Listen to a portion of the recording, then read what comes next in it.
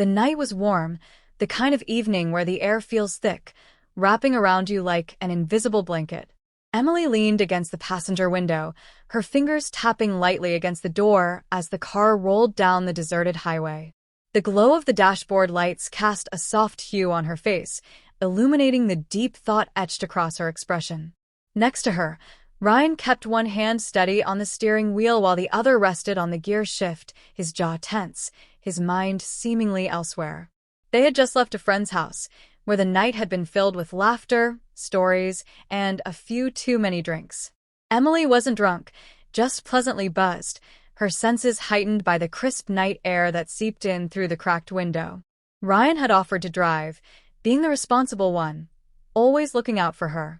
The way his fingers curled slightly, the way his eyes flickered to her every few minutes, she could tell he was debating saying something. But he held back. The silence between them stretched longer than usual, and Emily could feel an unspoken tension in the air. It wasn't uncomfortable, but it was palpable. They had been friends for years, best friends even, but something about tonight felt different. It wasn't just the late hour, or the way the world outside seemed eerily still.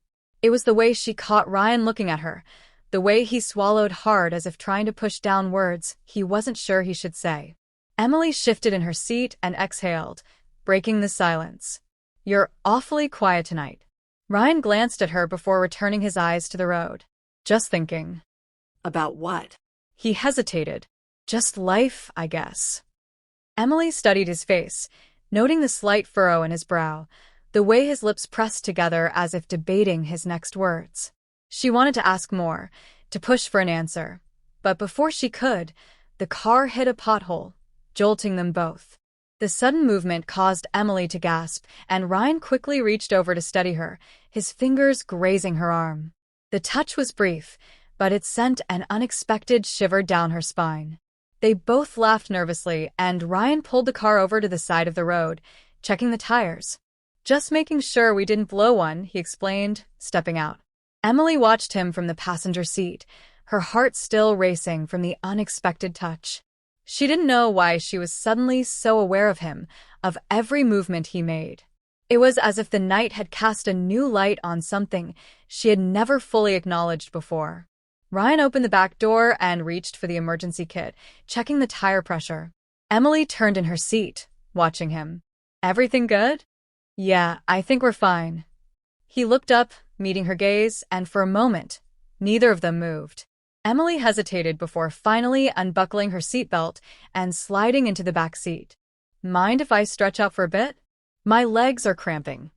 Ryan chuckled, closing the trunk and joining her. "Yeah, I get that." The back seat was spacious, and the air between them felt heavier now that they were so close. Ryan leaned back against the seat, exhaling as he ran a hand through his hair. Emily tucked her legs beneath her, her knee brushing against his. Neither moved away. "You remember when we first met?"